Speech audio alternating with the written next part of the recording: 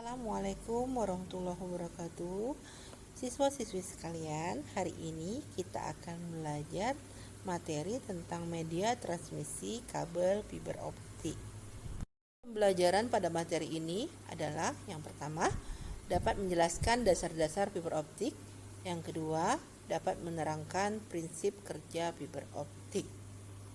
Selanjutnya terdapat konstruksi kabel fiber optik yang terdiri dari yang pertama yaitu core. Core adalah inti dari kabel serat optik yang berwarna hitam ya. Posisinya tepat berada di tengah-tengah kabel. Yang kedua adalah cladding. Cladding adalah selubung dari inti core yang mempunyai indeks bias lebih rendah daripada core. Ini yang berwarna biru.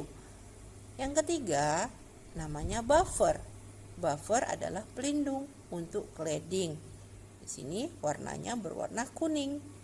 Yang keempat yaitu jacket. Jacket fungsinya sebagai selubung yang terbuat dari resin atau plastik yang berwarna oranye. Terdapat dua jenis kabel fiber optik. Dapat dilihat di sini. Yang pertama adalah multimode fiber signal.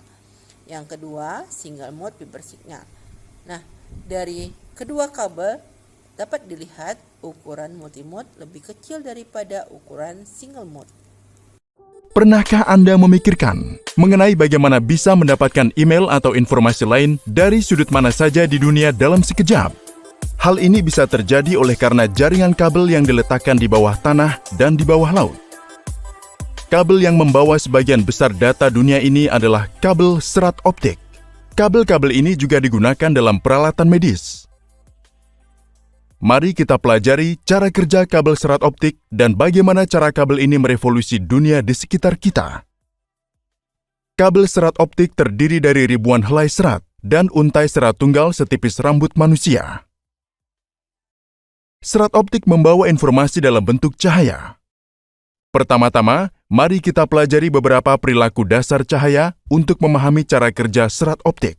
Kecepatan cahaya berubah ketika melewati media dan perubahan kecepatan ini dinyatakan oleh indeks bias.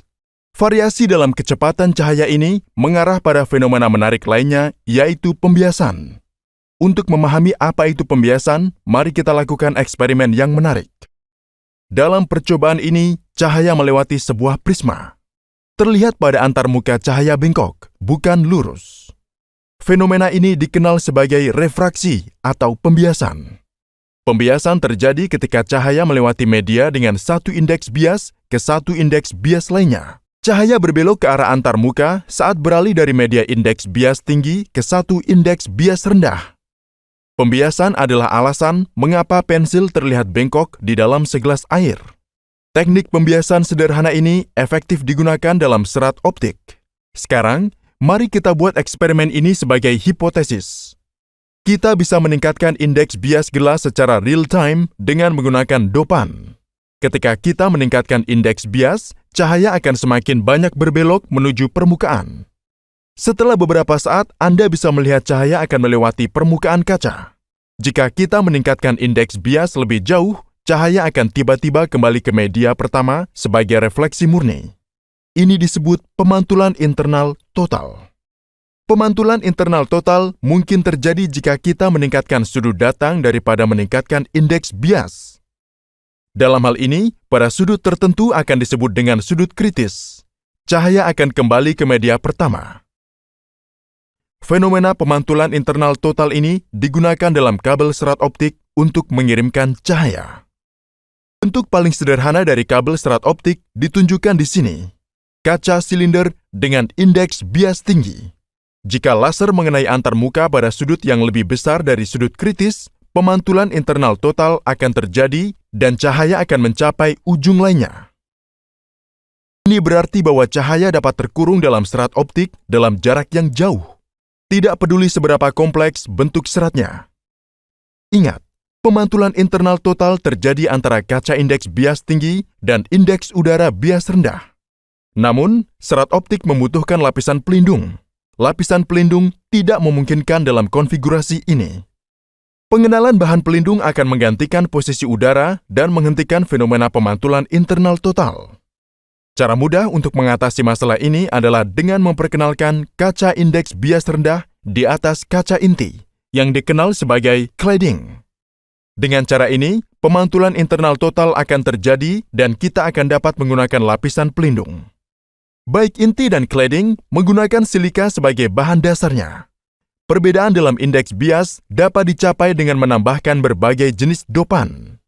Serat optik yang baru saja kita bentuk tidak akan mampu membawa sinyal lebih dari 100 km. Ini disebabkan berbagai lesapan yang terjadi pada kabel. Hilangnya kekuatan sinyal ini umumnya disebut pelemahan. Penyerapan dan hamburan adalah alasan utama pelemahan sinyal. Inilah sebabnya mengapa Anda melihat adanya penguat pada kabel setelah jarak tertentu. Penguat ini meningkatkan kekuatan sinyal dan memungkinkan sinyal untuk dikirim dalam jarak jauh. Daya yang diperlukan untuk penguat ini diambil dari sumber terdekat.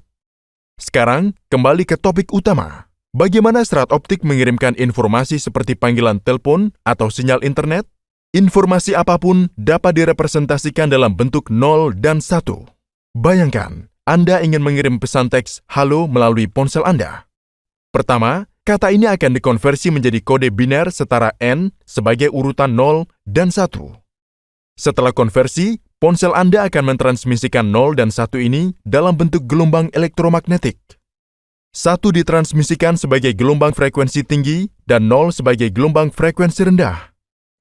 Menara sel lokal menerima gelombang elektromagnetik ini. Di menara akan dihasilkan gelombang cahaya jika gelombang elektromagnetiknya berfrekuensi tinggi.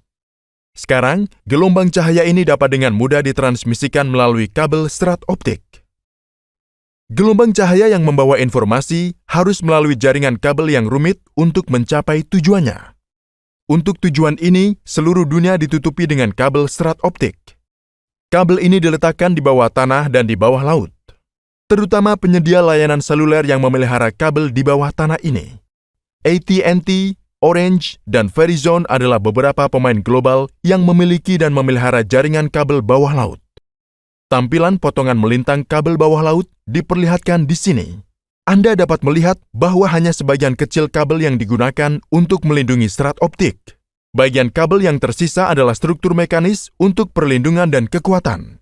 Sekarang, pertanyaannya adalah, dari mana penguat mendapatkan dayanya di bawah lautan yang dalam ini? Nah, untuk tujuan tersebut, selubung tembaga tipis digunakan di dalam kabel yang membawa daya listrik di sepanjang kabel sehingga dapat memberikan daya pada penguat.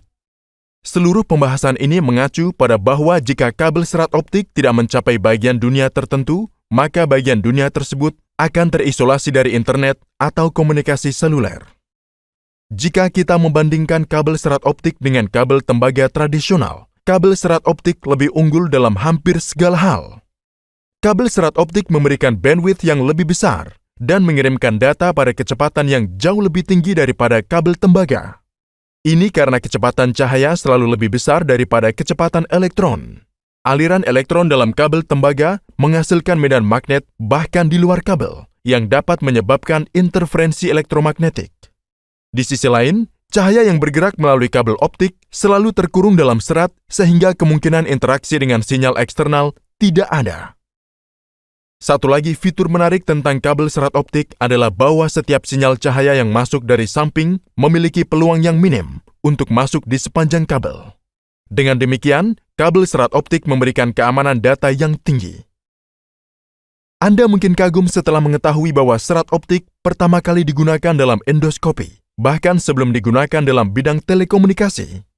Dalam telekomunikasi, gelombang digital ditransfer melalui kabel serat optik.